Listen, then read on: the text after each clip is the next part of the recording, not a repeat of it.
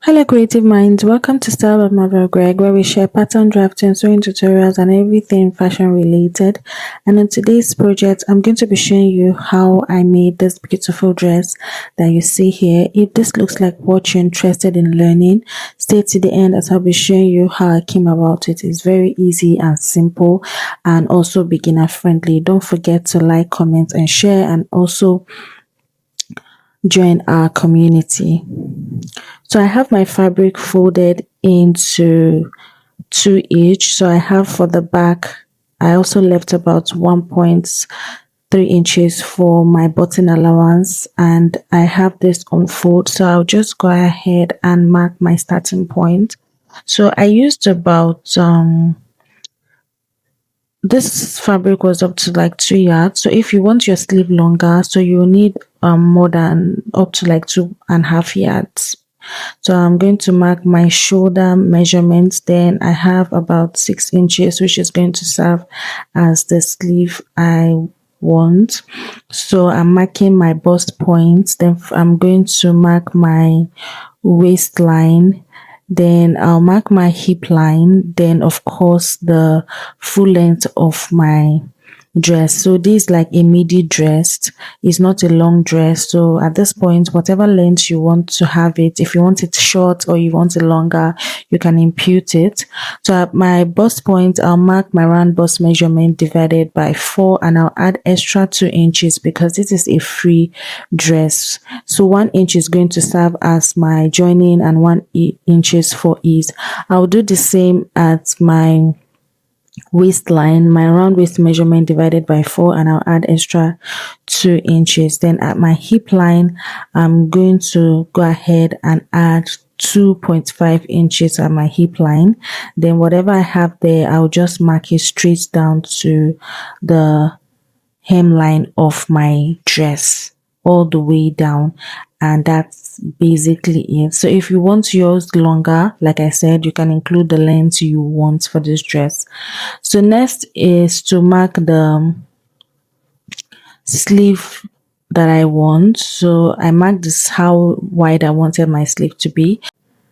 So because I'm going to be adding like a collar to this dress, I'm doing 3 by 1 inches for the back. Then for the front, I'm doing 3 by 3 inches. So you can just highlight it, then you can make adjustment much later. So this is for the back, 3 by 1 inches. Then for the front, I did 3 by 3 inches. Then I came down here by my shoulder slope. But I advise that you impute your shoulder slope before marking the desired wideness of your armhole, so you don't have shortage at the arm area.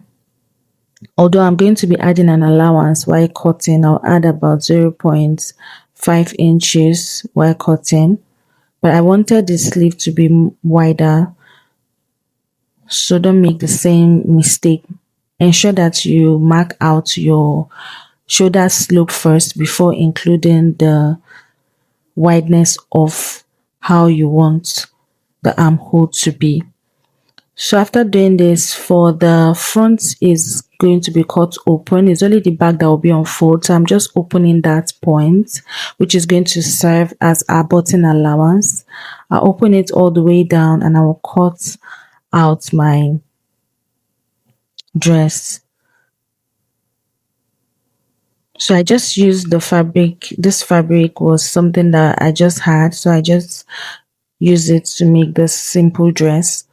Like I said, if you want it longer, you should have up to about 2 to 2.5 inches, and it's going to give you a more fuller outcome. So I'm going to be adding a loop at the back. There's going to be a rope at the back of this dress, which is going to enable us to snatch it.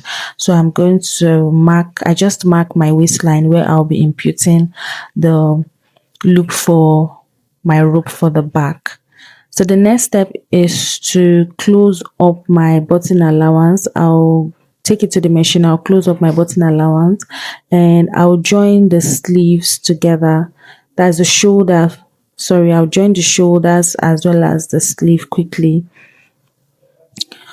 So this is what we have. I've joined the shoulders and I've also closed up the sleeve area neatly.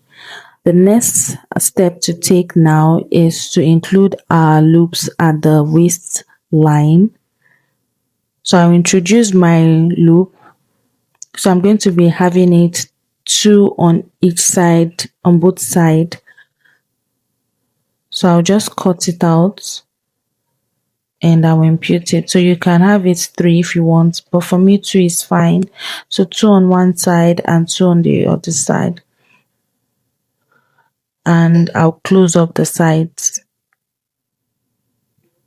So this is what we have.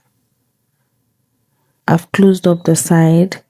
Next is to work on our collar. So I'm just going to be doing a straight collar for this dress.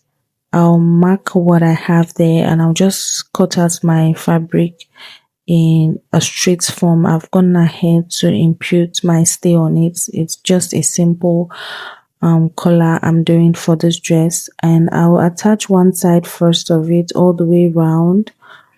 Then I'll attach the other side as well. So I'll do this and we're almost done with this dress. This dress is very easy to make.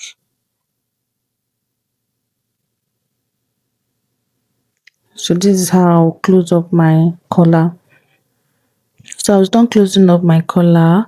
Next is to give it a good press and we're going to work on the downside. I'll close the downside, and for the button I made a press button for this and I'll show you how I'll be attaching it. So you can decide to include a buttonhole for your button, but for me I'll just mark where I want the slit to begin with, then I'll mark where how I want my press button to be. So I want it closed up all the way to that point I marked for my slits. So you can decide to leave yours like a kimono, like leave it free and insert your buttons and buttonhole. But for me, I'll be stitching my press button on it together. So it's going to be like a dress and not a kimono. So I'm just putting how many buttons I want.